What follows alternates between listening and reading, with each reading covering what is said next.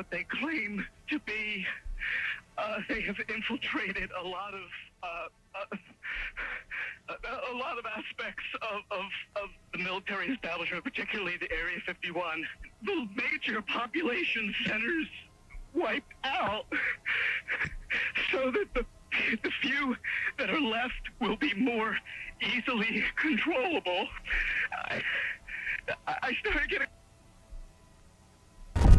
Setting up camp for a very long weekend. Done! Look at that! I make fire. The skills of the lighter are unrivaled. No one is leaving anyone behind if a bear attacks. Nope, we're all gonna stick together and be eaten as a family. Look. Are those stars? Oh my god. Stars don't move like that. Okay, what the hell was that? Oh my god, there are UFOs. Hundreds of residents are reporting strange lights in the skies of Brown Mountain, North Carolina. Is that an accident? There aren't any people. This is really weird. Hello? Hey! What was that? Run! We have to get help! We're lost in the woods and my family is in danger.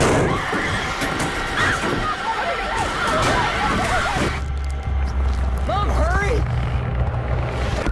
Be careful down here. Y'all trespassing. We are in trouble. What the hell's that? Get behind me! Everybody up here knows something weird's going on. Ever see them lights? Folk go missing. Hail Mary, full of grace, the Lord be with thee. It knows where we are. No!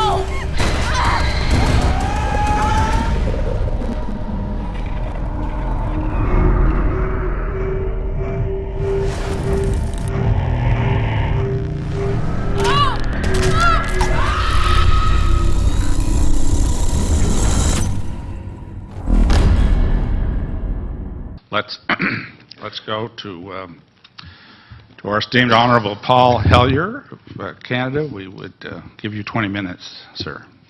Thank you very much, Mr. Chair, and thank you for giving me this opportunity to speak. And thank you, Steve, for the invitation. My name, as I said, was Paul Hellyer. I'm a former Minister of National Defence for Canada. I served in 3 governments during a total of 23 and a half years as a Member of Parliament. UFOs are as real as the airplanes flying overhead. That gave me the dubious distinction of being the first person of cabinet rank in the G8 group of countries to say so unequivocally.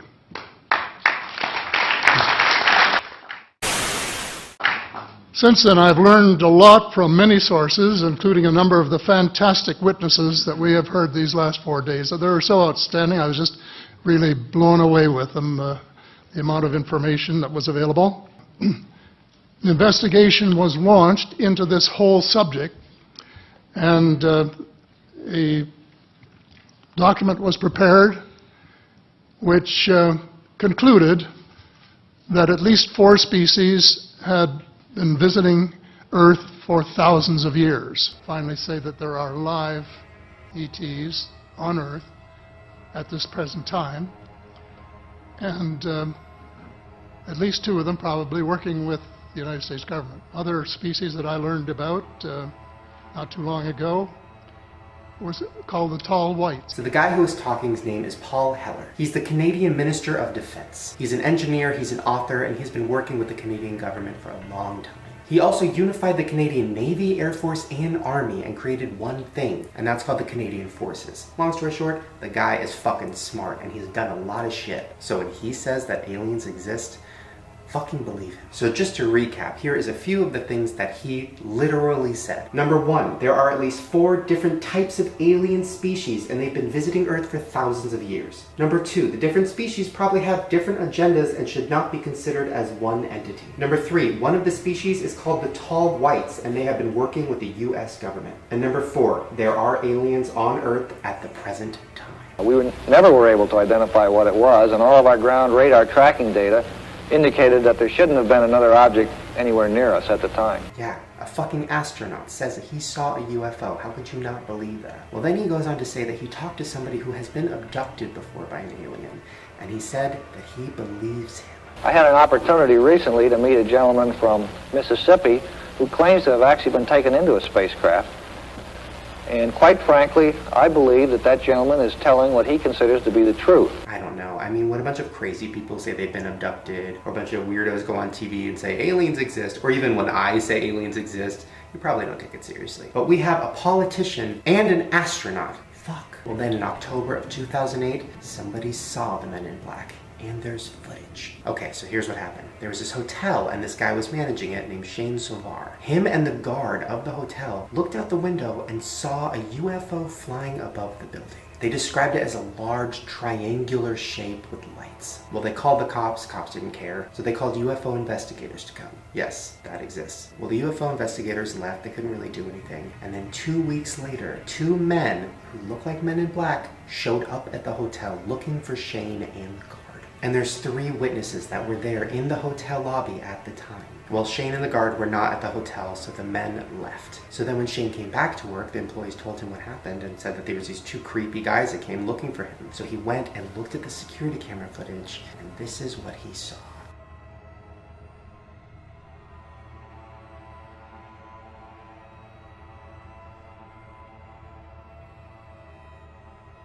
Yeah.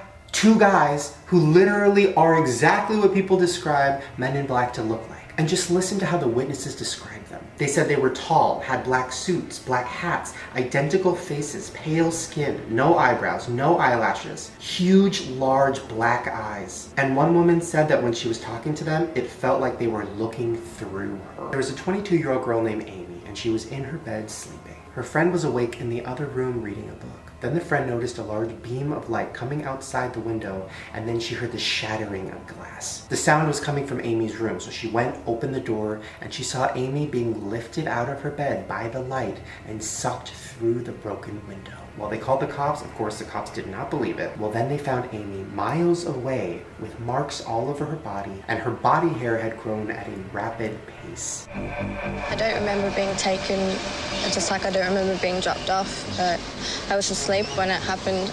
She may have been dreaming, but Amy Ryland says she didn't imagine it when a spaceship landed in her front yard and took her away.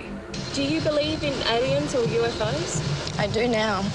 I definitely do now. Well, when the cops were investigating outside the house, they noticed that the bushes around Amy's bedroom window had been burnt, like literally sizzled down, and that the window was broken and the curtain was ripped in half. Here in New York City, a sighting that had even jaded New Yorkers scratching their heads.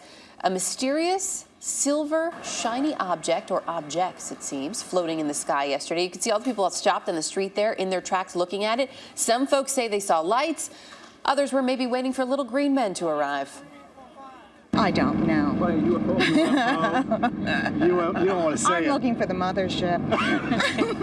Law enforcement officials believe it was some kind of balloon. So far, though, no confirmation. And as they said on the X-Files, the truth is out there. A strange sight in the sky last night over Oahu caught the attention of many people. Howard Deshefsky joins us with more. Howard? Joe, that's the question. What was it? What did people see? We did receive a lot of reports via our reported feature on our website. A lot of viewers wondering what those lights were over West Oahu. Check out this video from one of our viewers, Mash Hatai. He said he woke up at about 2:30 this morning, get a drink of water, and this is what he saw in the sky. Certainly caught his eye. He took the video from Kaka'ako and thinks the lights were over Central or West Oahu, hard to tell from his vantage point. As you can see, the 2 bright lights, and then slowly a 3rd light appears. Hatai believes he saw about 8 to 10 of the lights total. There was a very bright light, and I kept watching, and it just sort of came right up, right across, just floating like it was floating. Sort of like these images from Halifax. What the hell is that? This is the second time I've seen it. Fort Saskatchewan, Winnipeg, London, Sudbury. This Winnipeg science writer has never seen one, but Chris Rutkowski works with a network of observers on an annual UFO survey. Doesn't automatically say the aliens are invading and landing in Mississauga. What it does say is that people are seeing some very unusual objects, many of which we can't ascribe to a simple explanation. And UFO sightings in Canada are soaring to new heights. When they started keeping track 25 years ago, there were barely more than 100 a year. Since then, a steady increase, spiking to almost 2,000 2 years ago. Last year was the second highest number on record. Only about 14 or 15% of the cases in 2013 are unexplained. Just enough mystery to keep UFO believers wondering. Occasionally I've noticed things that were moving across the sky that were not planes or satellites, just a different color, a different shape. And even the experts admit there likely are advanced civilizations out there somewhere. Maybe there's ways around the laws of physics or ways of traveling that we haven't even conceived of yet. And why they would want to come to Earth, I don't know. Purely by chance, I've managed to track down 3 primary witnesses who reportedly saw the live alien. Hello. It's James. Obrigado. I'd like to start off by saying, but this is like, you know, the holy grail of witnesses for me. So I am like so happy to be here right now. Can you describe to us what happened in January of 1996? Então, você pode descrever pra gente o que aconteceu em janeiro de 96? A gente estava voltando do serviço que ela trabalhava. So it was around 3 o'clock in the afternoon. This was not the usual way that they would take to go back home. E olhei, falei assim, só pra ela assim, gente, olha ali. She saw a little creature that was really sweating. It was like a little person, but with no hair whatsoever, red eyes, and 3 horns. She pointed to the other girls and started running the other way.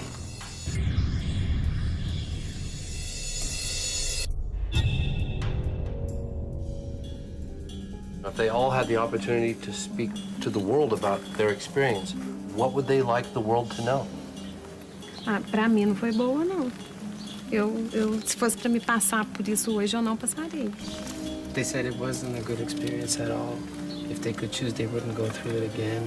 And only people who have been through what they have been through can tell how they felt and how it all affected their lives.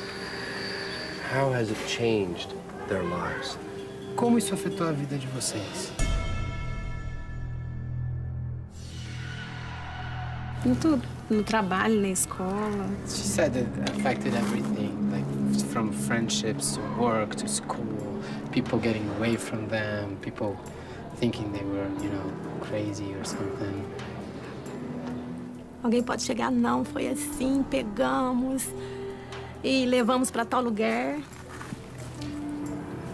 She just says that she hopes that one day the whole thing will come clear and she will, you know, her word will be taken seriously and they'll know that she was always telling the truth. No, second stage light, right? Oh, it's so bright. Oh, you know why it's so good? It's because sunset. It's getting the sun up there. That's why it's awesome like that.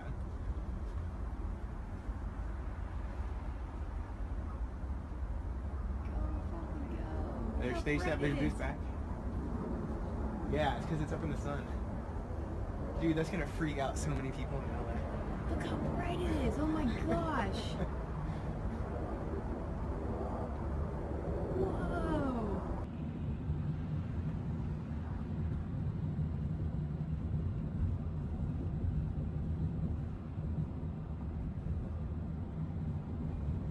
No, dude, what is that?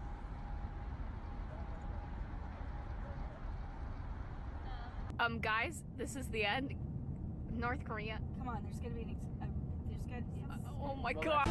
Are we alone? Is Earth really the only planet with life, or is something else out there?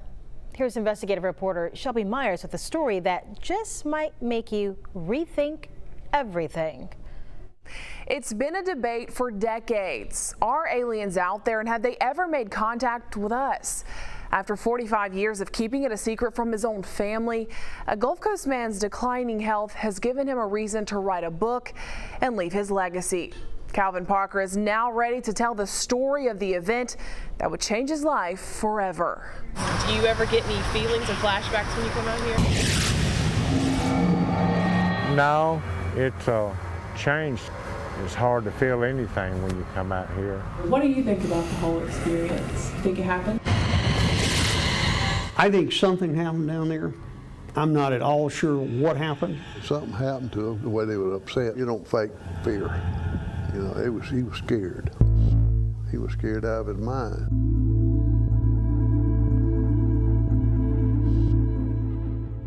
In 1973, Calvin Parker was 19, a hard worker who just wanted to build a home and raise a family. But those plans would be derailed during a fishing trip in Pascagoula. A real bright beam appeared all over us, but it kind of blinded me for a second, and when I got my vision back, I seen three bulky-looking creatures coming toward us. Parker will tell you, because of this night, he's spent the last 45 years in hiding, scared to face the curious and unrelenting public eye. We'll get up and go to work in the morning, nobody would never know, and they won't make us out to be idiots. But after suffering a stroke and having 2 open heart surgeries, in a rare interview, Parker is recounting to me the night that changed his life. And we pulled up and I noticed there was postage signs there. And I said, Charlie, you know, maybe we don't need to go fishing here. He said, no, that's fine. And that's when I noticed some blue hazy lights reflecting coming across from my back, out across the water. So I stood up thinking that I was going to go to jail for trespassing. Just north of where Ingalls Shipyard now sits, Parker and his fishing buddy, 42-year-old Charles Hickson, would do anything but fish that night. I seen 3 bulky-looking creatures coming toward us, and they was probably 4.5, 5 foot tall. They built like football players, but I noticed they kind of moved mechanical-wise, and they was floating off the ground. By the time we stood up and turned around, they was there on us all at one time. So 2 of them got a hold of Charlie, 1 of them got a hold of myself, and instantly I felt like that I just got relaxed. Parker claims he and Hickson were levitated into the spacecraft. There was an examination room, what I call it, and the old big ugly creature that brought me in, he took me and laid me on an examination table, and he just backed up out of the way. I couldn't move or anything. All I could do was look, and there was something about the size of a deck of cards that came out of the ceiling, and it hovered about a foot in front of my eyes, and then it went to the right side of my head and it clicked, went behind my head and it clicked, went to the left side of my head and clicked, and then straight to the front, and then it shot back up in the ceiling. And that's when I noticed some kind of little ruffling noise, and this more feminine looking creature came out. She looked completely different than the what I call the robot, because he moved like a robot, just mechanical wise. She looked kind of feminine looking and had fingers, regular fingers and all, come over and pinched me on the side of the cheek. And then she took her finger and run down my throat and got behind that little thing that hangs down back there and tried to come up in my nasal cavity. And that was when it started hurting and I started choking and I got scared. And she just kind of telepathically told me, you know, don't be afraid, we're not going to hurt you. And with those words, Parker says the aliens dropped he and Hickson back off on the bank. Frozen in fear, Parker didn't want to let anyone know what happened. Hickson, however, said they had to tell somebody, so they called the Jackson County Sheriff's Office. And I said, could I help you?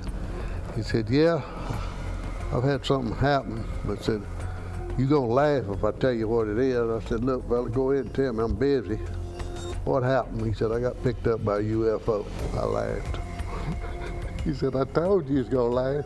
Still, former Jackson County Captain Glenn Ryder told the men to come into the station. Jackson County deputies had 2 choices that night.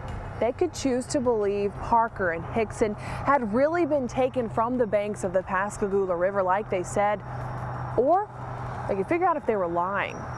So deputies stuck a secret tape recorder inside an interrogation room back at the station.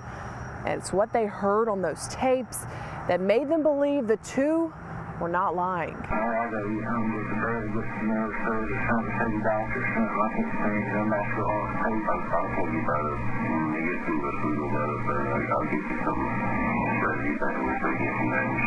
And they were upset.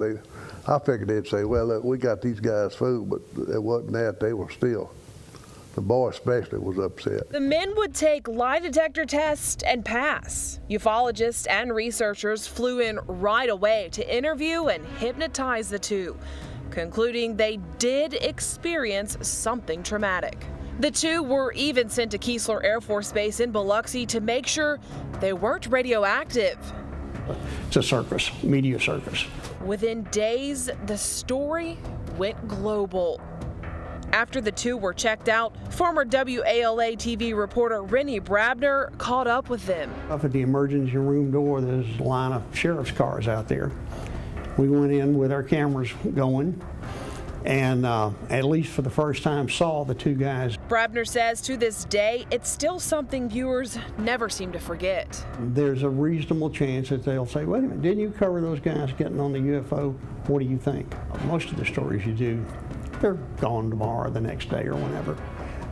And it's always intrigued me a little bit that had some legs, some interest, particularly years and years and years later. Like Captain Ryder, Brabner too believes something happened that night, but he isn't sure what. I do not think they made it up in the sense that they created it out of whole cloth.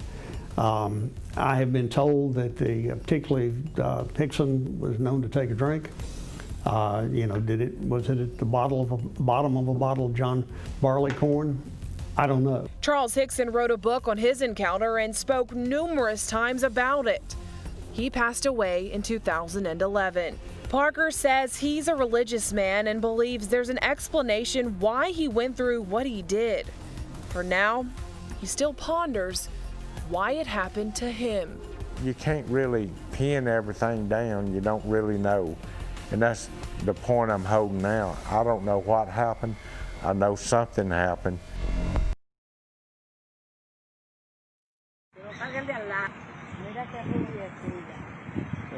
Mira, esto es como un extraterrestre, algo así.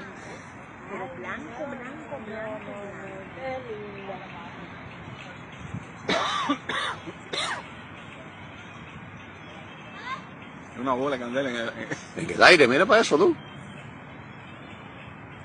Mira aquello, mira, menos que está mirando. Oye, pero como tiene distinto.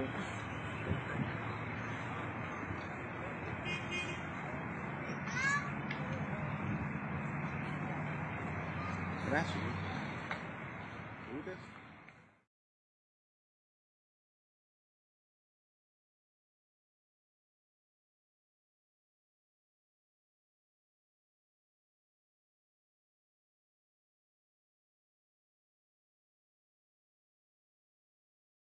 Meanwhile, the U.S. Navy has confirmed the existence of unidentified flying objects.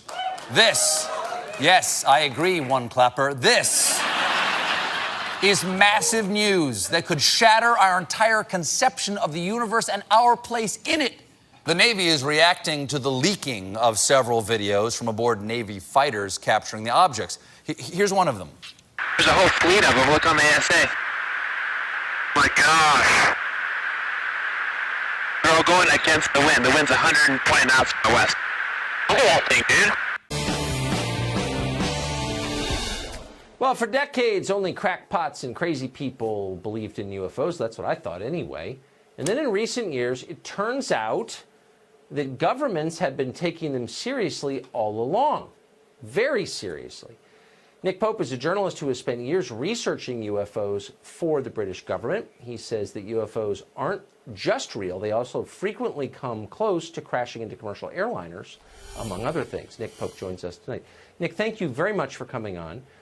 So it's really not a question of, do governments believe UFOs are real? Yes, they do. The United States government does. The British government does. The question is, do they have any idea what they are, where they're from?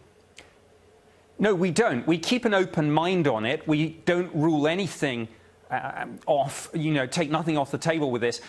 Our point really is that whatever these things turn out to be, there is a serious defense, national security, and air safety issue here. Yes. Well, so that's kind of the nub of it, and that's where my interest comes from. So why aren't governments encouraging the population to, as they say about terrorism, if you see something, say something, report sightings to the government so we can make sense of this potential threat?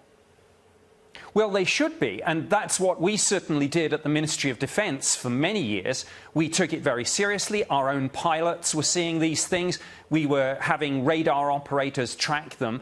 And we knew, again, through intelligence and through open source material, we knew that the Russians and the Chinese and others were working on this too. The problem was that just the pop culture baggage from the term UFO, flying saucer, little green men, people don't take it seriously. But they should. So we've ruled out, I think, that these are aircraft, experimental aircraft, or technically advanced aircraft from other countries. Is that true? Well, no, we keep an open mind, as I say, and some of these things probably are Russian or Chinese, whoever it is, but that's the point. We must find out if there's something in our airspace we need to know. For years, governments said they didn't do this. They did. I did it for the British government. I can only talk about this now because my old employers are gradually declassifying and releasing information about my old job. We now know, of course, the Pentagon had a program too. I think it will take congressional hearings to get to the bottom of all this, not just in the United States, but all around the world. And I'd like to see those congressional hearings. It's not as if scientists haven't taken UFOs seriously. Astronomers have been listening for signs of life beyond our galaxy for more than 50 years. Today, these 42 high-powered radio antennas in Hat Creek, California, continue that search for extraterrestrial intelligence. It's called the SETI Institute.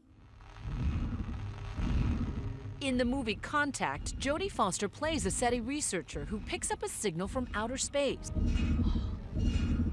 Her fictional character was loosely based on real-life SETI astronomers, like Dr. Jill Tarter. The chances of success in SETI are difficult to estimate. But if we never search, the chance is 0. Scientists have yet to make real contact. But some UFO enthusiasts ask, why are these researchers spending millions searching for signals from space when they claim aliens have already been here? There it is. Oh, I got it. I don't know what the hell it is. Unlike many of the experiencers we talked to who claim to have seen UFOs, and I looked out and there was this big red blinking UFO. Or claim they were abducted. So it went over this way? It went southeast, basically. Stan Romanek's story may be the most incredible. What the hell is that thing? Not only does he capture his alleged sightings on video, do you guys see it too? Yeah. He has more independent witnesses. It was right over our heads, practically. More documentation, more so-called proof of extraterrestrial contact than anyone else. All right, we have an extraordinary story out of Denver. He's appeared on Larry King Live with his video. Stan Romanek is the man who claims to have shot footage of an extraterrestrial. But remarkably, Stan says his first ever UFO sighting wasn't even in the dark, but in broad daylight while he was driving his car near Denver's Red Rocks Amphitheater. As I rolled down the window, it appeared to have noticed me at that point, where it reorientated itself and literally shot up to about 1,000, maybe 2,000 feet in an instant. Stan says he began seeing UFOs all the time. He could barely look up without seeing some strange light or orb in the sky. Over the years, his wristwatch stopped working. Lights would flicker at his mere presence, and birds would crash into his car. If you're a true experiencer, a true abductee, you have what's called high strangeness. All these weird, bizarre, paranormal things start to happen, almost like your house is either being haunted or nobody really knows. Whoa, that thing's weird. Hey, where'd it go? It's almost as if you're a storm chaser, like UFOs every couple weeks. I'd reverse that. It's almost like they're chasing me. But Stan says he witnessed even more paranormal phenomena. There was a UFO at his workplace. Orbs would follow him home at night. And ultimately, like a horror movie come true, Stan claims they came knocking on his door and woke him up in the middle of the night. You thought it was kids Yeah, I thought it was, well, either kids or very small adults. They were almost a little bit too big to be kids, maybe teenagers. You thought it was robbery. Yeah, they were playing a joke or they were here to rob us. As I got closer, I started wondering if they were really masked because I could see the veins in their head. I could see their facial movements. I could see their mouth move. I could see their eyes blink. And I started to get frightened. So what happened? Unless you have this happen to you, it's kind of hard to explain, but suddenly a thought popped into my head. So you think they were communicating with you telepathically? I can't explain it any other way. I know what I experienced. Suddenly, Stan says his mind was filled telepathically with unexplained images. All of a sudden, bam, bam, bam, images, thoughts, images. And what were the images? I had images of this horrible catastrophe, you know, winds so strong it's scouring the pavement off the earth, forests burning, devastation to the planet. So you were seeing scenes from an apocalypse? From some kind of apocalyptic thing. And when it was over, I'm going, when's this going to happen? Is this going to happen? Is this really going to happen? Because I was pretty much in tears by this point. I was so terrified. You're convinced that the aliens were trying to send you a message. That's what this is all about. And yet, Stan, from somebody who's listening to your story, it sounds like just that. It sounds like something you made up. If you're a skeptic like I was, and trust me, I was in the same boat you were, it's like, oh, you guys are crazy. But every time I think that, something else happens to prove that I'm not crazy. Is Stan crazy? Is he crazy? I don't believe he's crazy. He's absolutely seen something. Things have actually happened to him. I know that, just from talking with him, from seeing some of the evidence. The Garen cattle mutilation case was really interesting. UFO investigator Chuck Zurkowski says Stan's story is supported by more than just shaky video and grainy photos of bright lights or orbs in the big city sky. It's one thing to say you've seen something that's unknown. It's another to say, I've been abducted. Well, you would have the evidence, the physical evidence that's occurred to him. The marks on his legs, the marks on his body, the implants. That's right, implants. This is just some of the evidence Chuck is talking about. See the dot in that X-ray? Stan claims it was an implant doctors found after a so-called abduction. When ABC News asked for an independent medical assessment of the implant, Stan says it suddenly disappeared. There's also these photos of marks on Stan's body, which he says were the result of alien testing. And they're usually in triangles, perfect triangles. You can measure them, and they're like an inch by an inch by an inch by an inch. One could argue, Stan, that these are self-inflicted. Yeah, they could argue that. I found some on my back, didn't even know I had them. Now, how can I reach my back? You know? There's always an argument for everything, you know? Just because somebody can fake something doesn't necessarily mean it's faked. Which brings us to the physical evidence. Stan says he found these photos on his camera after it went missing for a couple of days. Stan actually believes this is the face of an alien. You know that Stan isn't putting on a great big hoax. Well, that's the investigative part. You know, I've been to his house. I've talked to eyewitnesses who were there that saw things. I've seen some of his physical evidence, and that's where you start.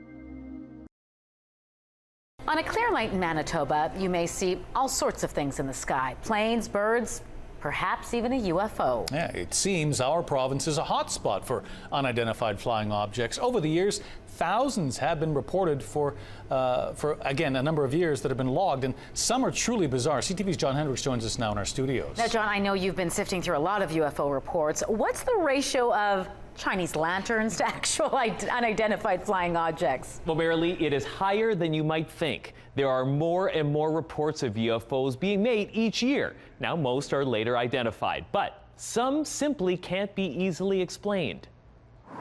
No way, it broke a sound barrier. I know. Late one afternoon this summer, Kent Graham saw something strange in the sky above Winnipeg, something he simply couldn't explain. Your eye goes to it right away. It was like an orange sparkler coming down. The sparks went away, and it was just a globe of orange light that started just doing crazy moves. Moves he can't imagine any earthly object duplicating. It's unidentified, that's for sure.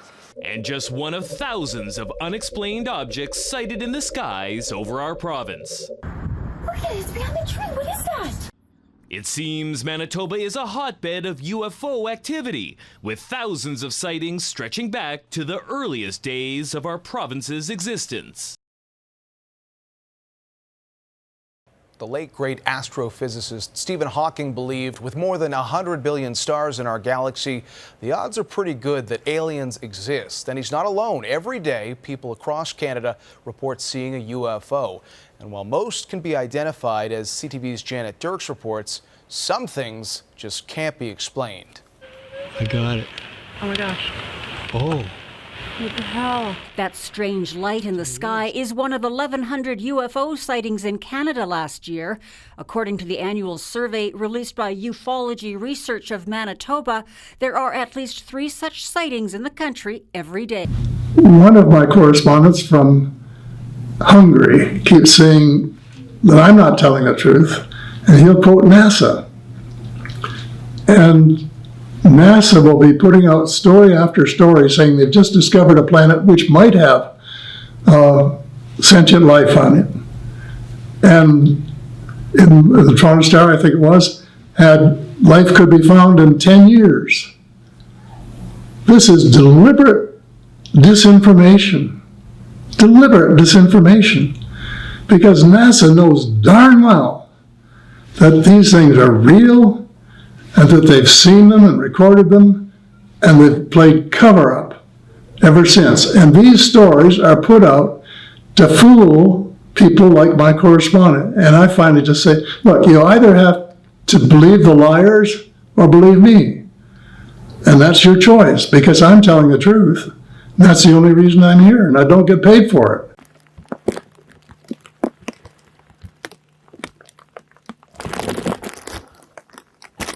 Where?